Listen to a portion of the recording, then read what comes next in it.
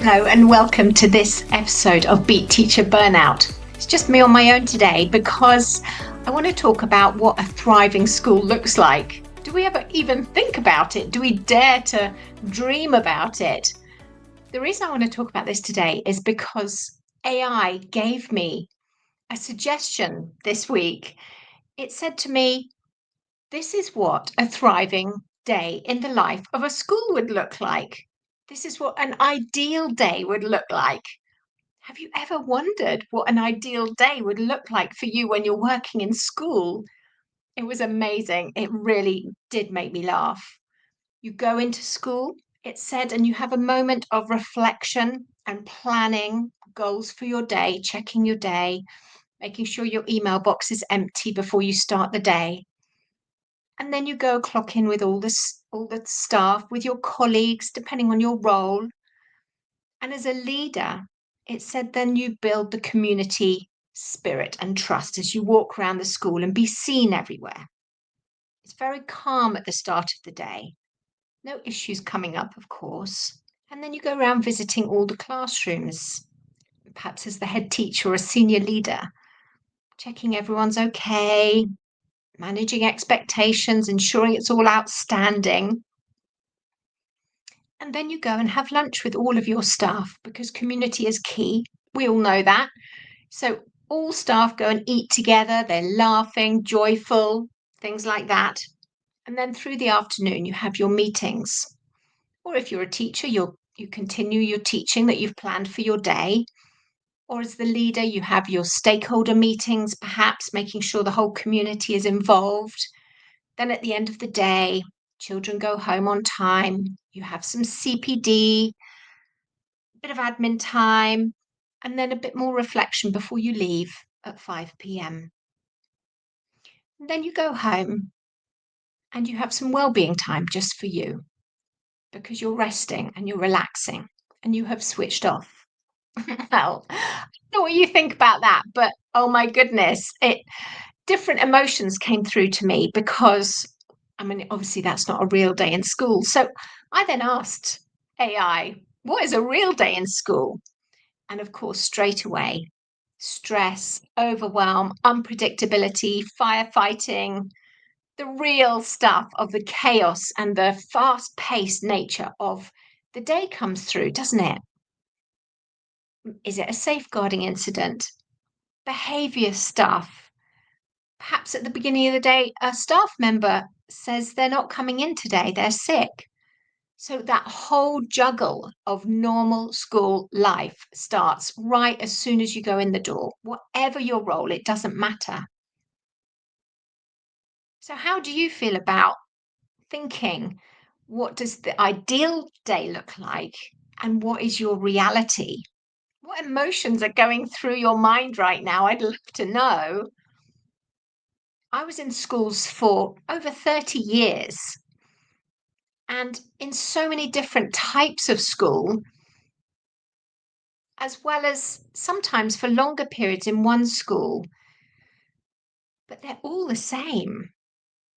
I remember one school I went into, and it was a school attached to an orphanage actually in Poland. And I walked into the classroom on the first day, and these 9 children they just scarpered. They ran and hid in the cupboards. They squeezed themselves into the cupboards in the room and closed the doors.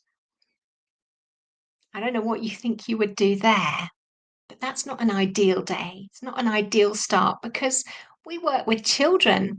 We work with real people who are messy, marvelously messy, but the kids are messy. Our colleagues are messy. We're messy. So it's never going to be ideal, is it? I have to say, just as an encouragement, that after very little time of just sitting with those children in Poland in that orphanage school, they came out and we used music and we used art and we used the fact that I spoke such bad Polish. I spoke children's Polish, which is basically without grammar. And but we just had fun and I was just there for them. That's all they needed. That's all they wanted. to feel safe with somebody. But that took time to build. And that sort of value, we don't notice what we offer the pupils, do we? But we do it day in, day out. We are their safe person. So, how does that manage our mess? How does that mean that we stay sane and stay strong and stay purposeful? You see, I didn't. I burnt out. I got really ill and I still feel cross about it because I loved my roles, every single one of them, in sort of outstanding schools and in schools in special measures. It didn't matter. I loved them all, but it became my identity. It became, yes, it was a vocation, but it became who I was rather than a job. And I want to suggest today to you that there needs to be a little bit of separation. There's research come out that leaders, particularly, but also teachers, don't switch off at night. So they get home and they don't switch off.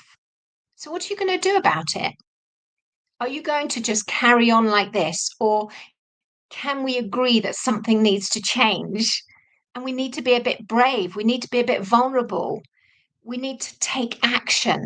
And what's that going to look like for you? So, you're listening to this. So, you're giving yourself a few minutes. Perhaps you're driving to work. Perhaps you're on a walk. Would you pause for a moment and think, what would you do for yourself that might make you feel better? We've all heard the things that are recommended: more sleep, more rest, whatever that means for you, by the way, better eating, more exercise, more fun. What would you do? Because all the research shows that if we switch off better, if we learn to switch off, we're going to be better people in work. We're going to be better teachers, better leaders. We'll be better people at home. We'll be the best version of ourselves. So we can't let this go. We can't look at others and say, oh, they should be doing that and they should be doing that. We need to take action today. And I'm speaking as much to myself as everybody else. Yes, I'm not in school at the moment, but every day I have to think, right, if I am important and it's important I value myself and I look after myself, what am I going to do today? And that's really hard when you are firefighting, when you're overwhelmed, when you're exhausted. And I guess that's why I started the 5 Minutes to Thrive course, because it's 5 minutes at the start of a staff meeting every week. So it's really easy to fit into the timetable, but it does challenge you to change some of your habits, change some of your mindsets. But what about today? What could you do for yourself? And I know I'm challenging and I know I'm pushing you a bit to think. But do you know what? If we don't take action, nothing's going to change. Let me give you a couple of examples. I got home really late one evening from work. I was just exhausted. And my eldest said to me, Mum, go to the gym, go and have a swim. I said to him, you've got to be kidding me. I just want to blob in front of the telly and eat a pizza or something. He said, Mum, just trust me on this one. Go to the gym, even just have a swim, and then come home and tell me how you are. Well, sometimes our children are right, aren't they? I didn't even swim for very long, probably 20 minutes. And I got home and my brain felt like it was a little bit emptier. It wasn't fizzing like it was at the end of my day. It had sort of settled a little bit.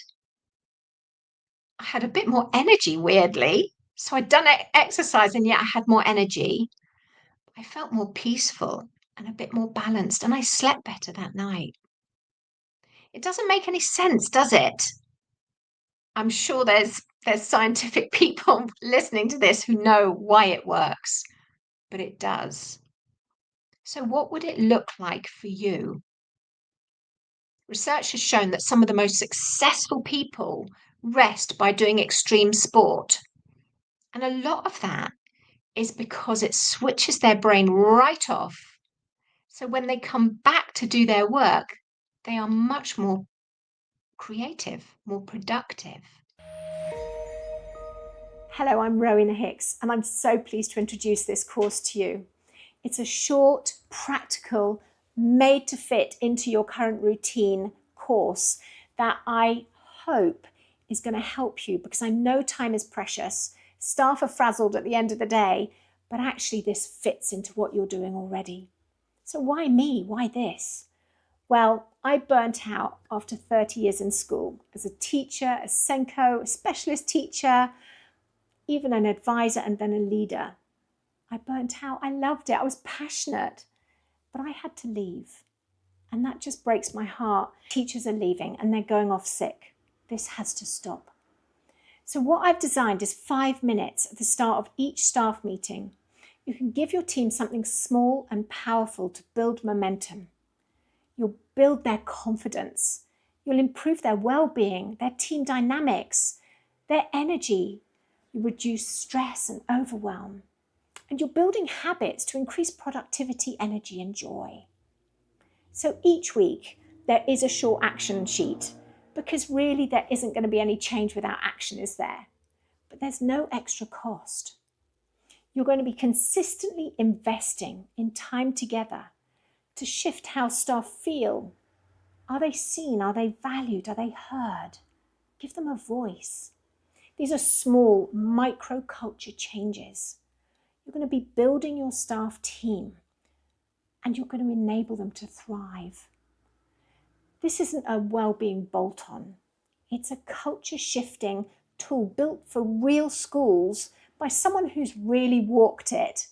So let's stop staff from leaving, and let's help them to flourish and thrive in their roles. So I ask you again, what are you going to do? Are you just eating like I was just before I burnt out? Takeaways, ready meals, rubbish, running from one thing to the next, always late? Or can you slow down a little bit? Two very young teachers who came onto this podcast right at the beginning of it, they said to me that the way they've managed it to stay balanced is that they put into their diary every week 1 or 2 gym sessions, a date night with their partner, an evening in where they're not going to work. And they also put in to their diary a day a week where they leave work on time. Does that challenge you?